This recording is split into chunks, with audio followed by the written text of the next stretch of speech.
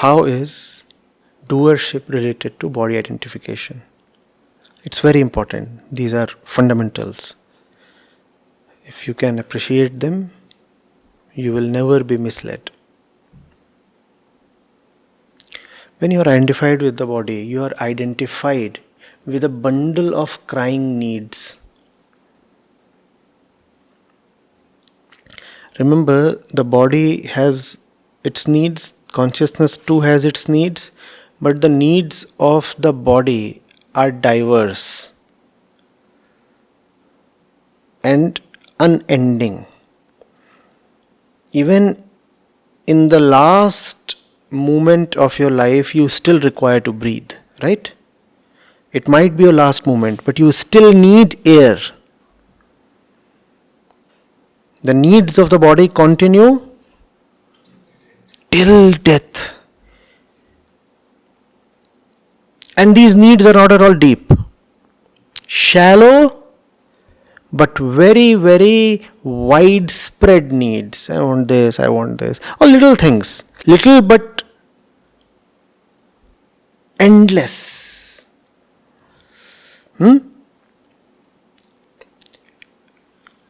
Much in contrast are the needs of consciousness.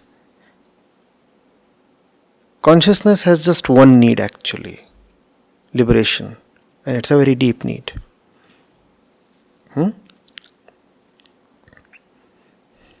You could take the needs of consciousness as the entire XY plane. What's the area of the XY plane? Infinite. But the XY plane has neither height nor depth. It has no existence in the Z domain. It's just a flat plane, right? Flat and infinite. That's how the needs of the body are. Anybody here who has a count of the number of clothes he has used so far in his life? That's how numerous our basic demands are.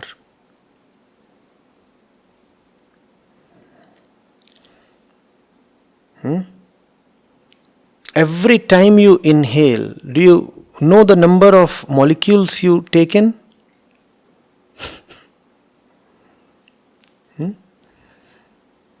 How much is 1 mole?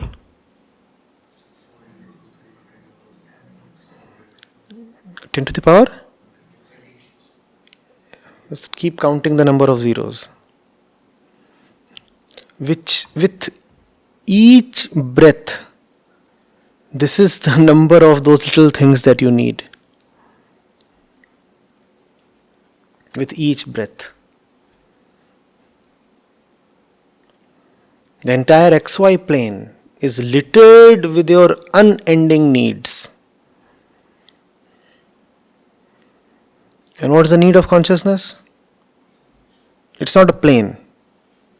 It's the Z axis. It has no area at all. It just has an ambition. Want to reach and reach there. Or want to go deep and deeper than anything. There is an infinity in the plane and there is an infinity in the axis. It's just that when you choose to serve the needs of consciousness rather than the needs of body, you find that the needs of consciousness can come to an end. Even though the axis is infinite. But that infinity is somehow attainable.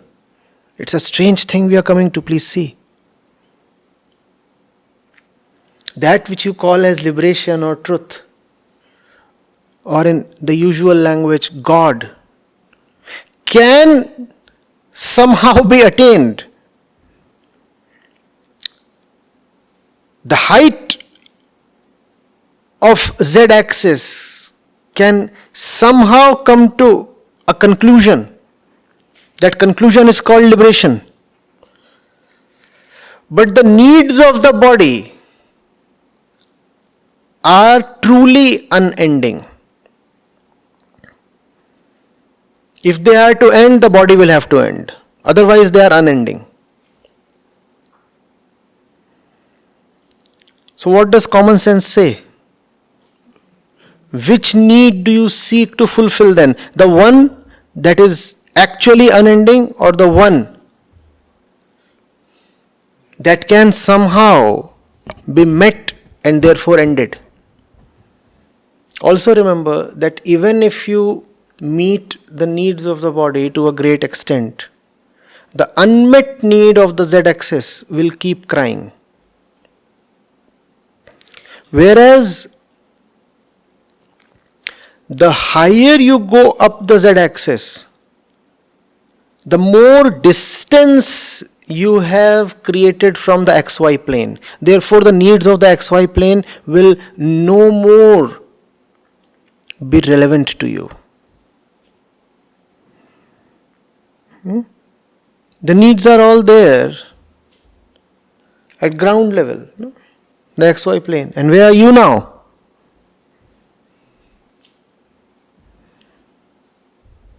At a distance of 40 light years.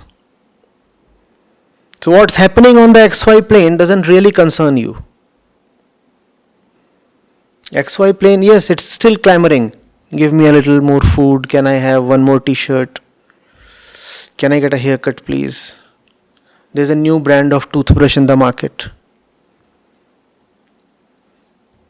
The neighbors have just moved in and the woman is very attractive. All these things, that regular melodrama is taking place. And where are you? You can't even really see what's happening there. Those things are happening. I'm on a spaceship. That's spirituality. Things are happening on the earth. I'm on a spaceship. What's happening on the earth? There's a volcano. Volcanic eruption. There's a nuclear war.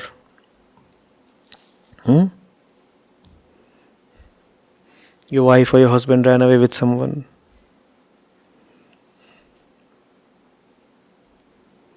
Where are you? You don't even know. And even if you do know, you just peep downwards and say, all that is happening on that speck of dust called the planet Earth. It doesn't bother me.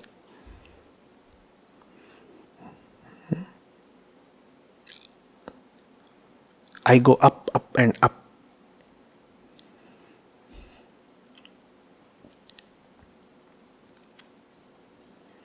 Getting it. Or you could be a scavenger on the XY plane. What are you doing all the time? Scavenging. Can I get some food here? Poking into waste food baskets.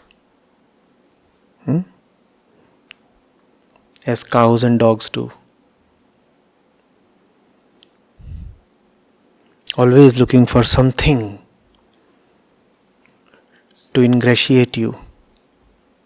And always managing to find something or the other. And yet never feeling fulfilled.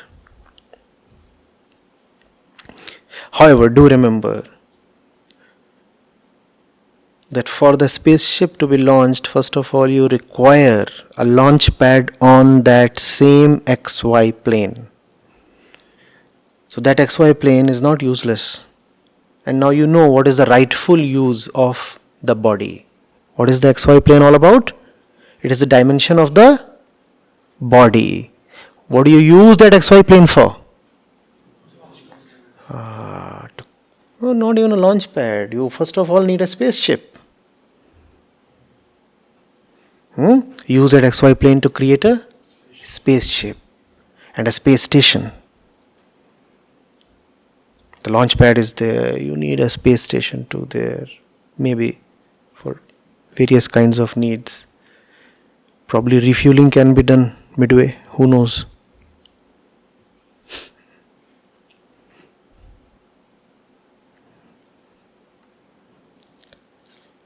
Are all these pointers somehow enabling us to see what life is all about, and what do we make, how do we make use of all these years that we supposedly have left?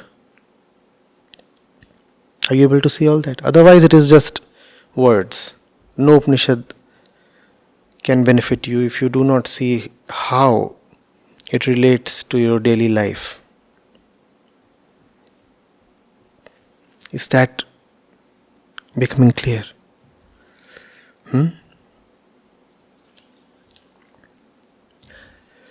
So, doership. Doership is necessitated by the feeling of incompleteness. I'm not okay, I'll have to do something.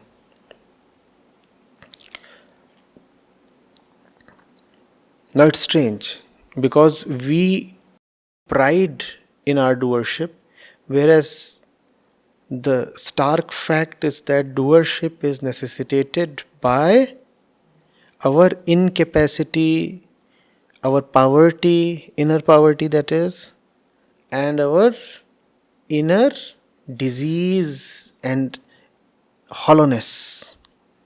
That's what necessitates doership. If you're not feeling all right, you'll have to do something. That's doership.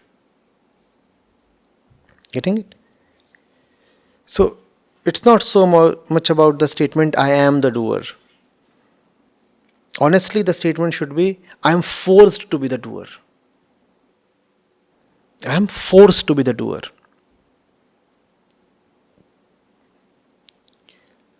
A rabid dog is chasing you. A rabid dog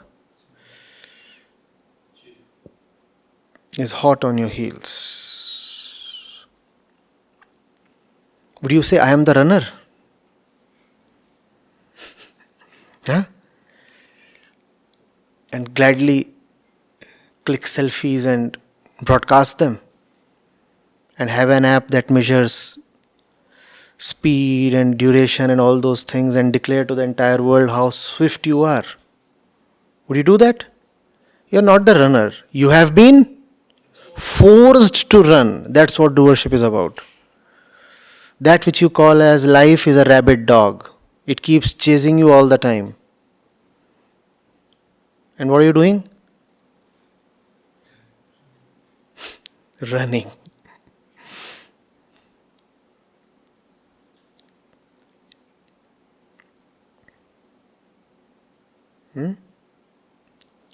The Upanishad says, this is bondage. Your actions are not yours. You have been forced to act.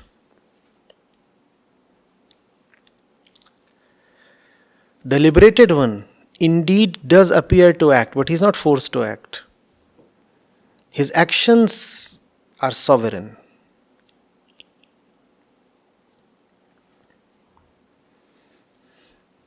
There's a difference between jogging for fun and running to save your backside. Right? However, it has been observed that those who run to preserve their behinds often set great records in running. In fact, all the great records belong to the ones who were running to save their backsides. And such people have inspired generations after generations of wannabe runners. And when you know that the only way to set a record is to have a rabid dog chasing you, then it becomes necessary to invent or manufacture rabid dogs. Getting it?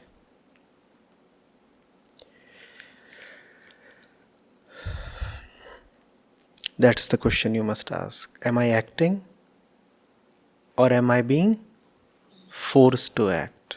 And whenever you do something per force, I don't suppose you would want to call it freedom.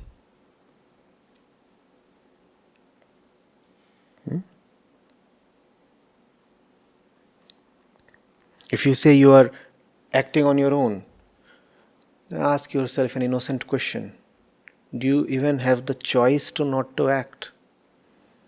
If you have the choice to not to act, then probably you have freedom. Choicelessness comes in only two conditions. Either there is a dog behind you, now you're choiceless, you'll have to run. Or you're liberated. When you're liberated, again there is choicelessness. Because you're doing the one and the only thing that ought to be done.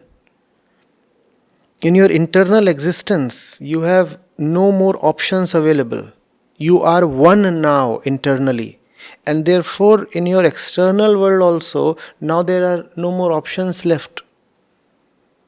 Internally one, externally one, no choices anywhere. But that's a rare case. Most people do not have choices just because slaves do not have choices, just because beggars cannot be choosers.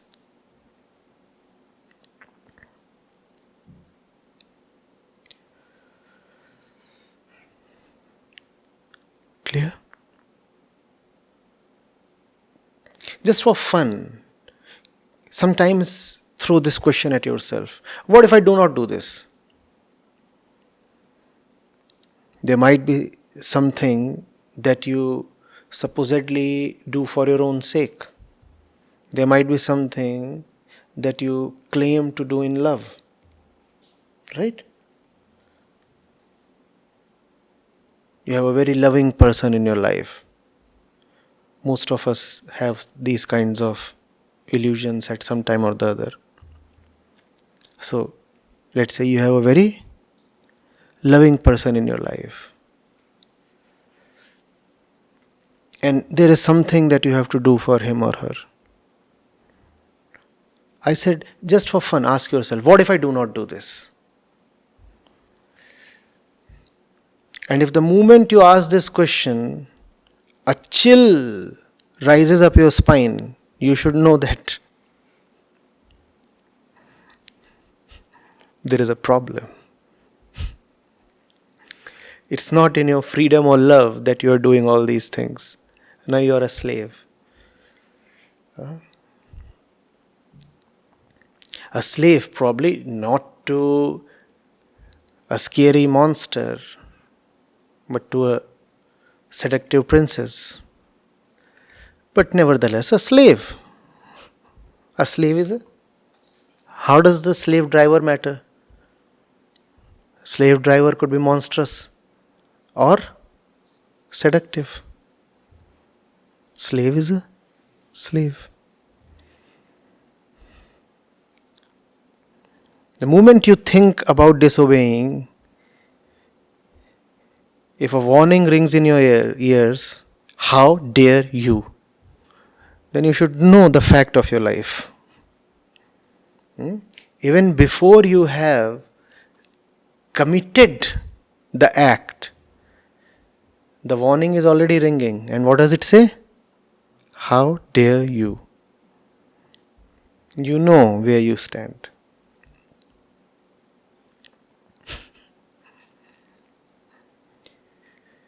Getting it? That's where most of our actions come from. You want to stop, and something or somebody shrieks in your ears, how dare you? And therefore you cannot stop, you'll have to keep running. That is called doership.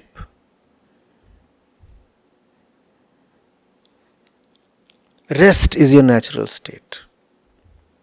But you cannot be at rest because you are terrified.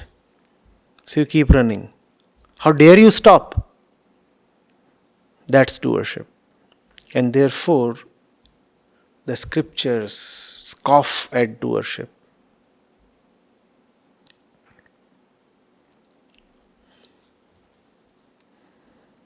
Somebody has been put in a jail. And there he is asked to grind cereals. I don't know what they do these days, but from the olden days, we read that the inmates had to do such things.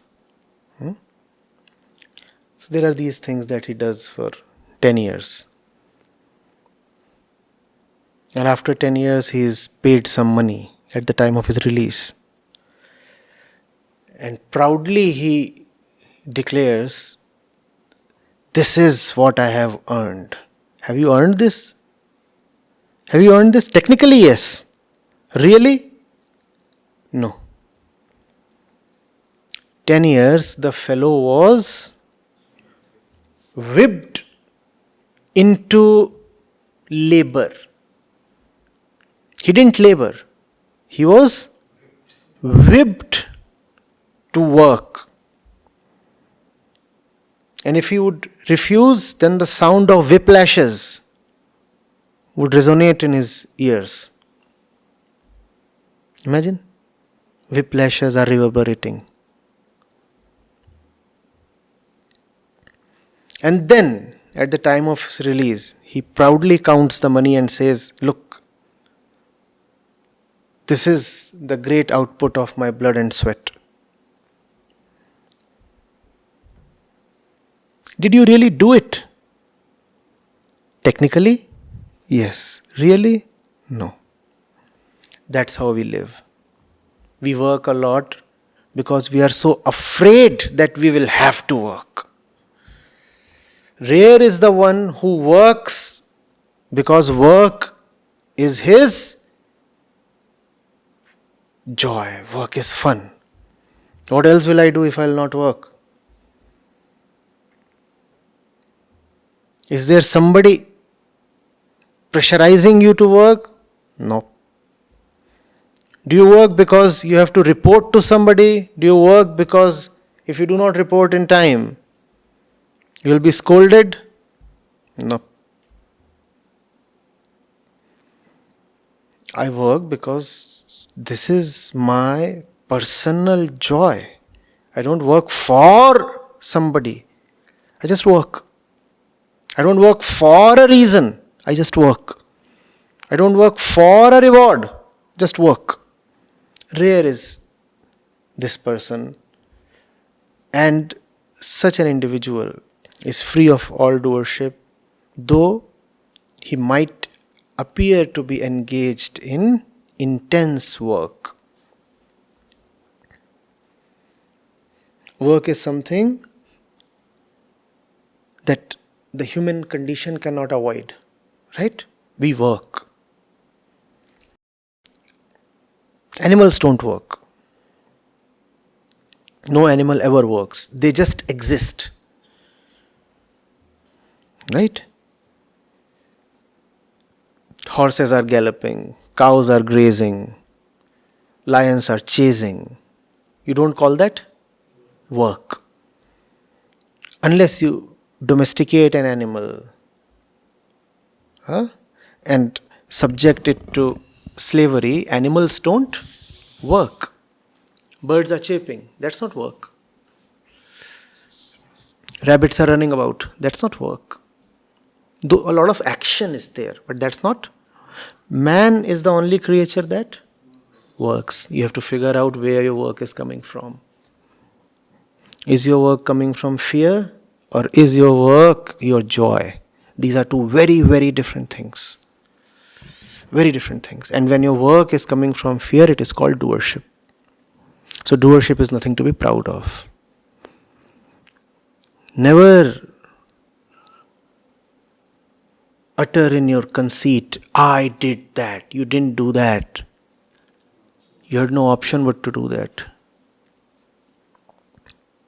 You're pushed to do that.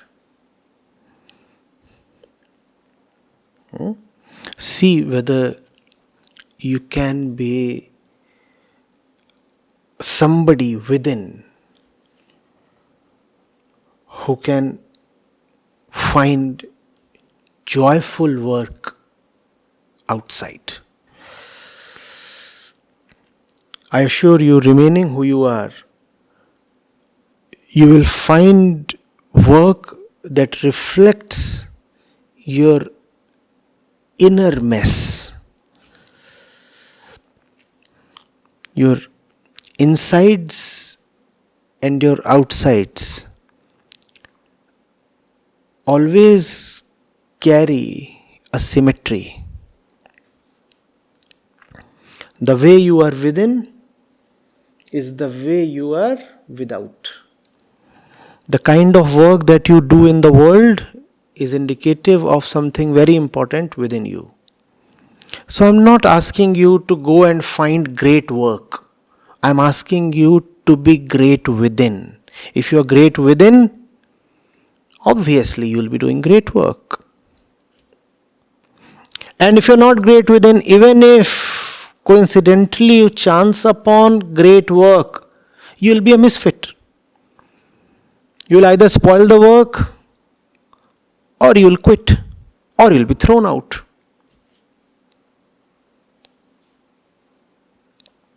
Getting it? So you have to start from within. Be in a way, be such that great work comes rushing to you. Just as water comes rushing to the right levels, to the right places. Have you seen how that happens after rains? Water doesn't settle everywhere. It settles only at the right places. And right places need not necessarily be the low places. Many conditions have to be satisfied. One thing is certain. Water will not settle at conceited peaks. The ones who think too much of themselves will remain dry. Getting it?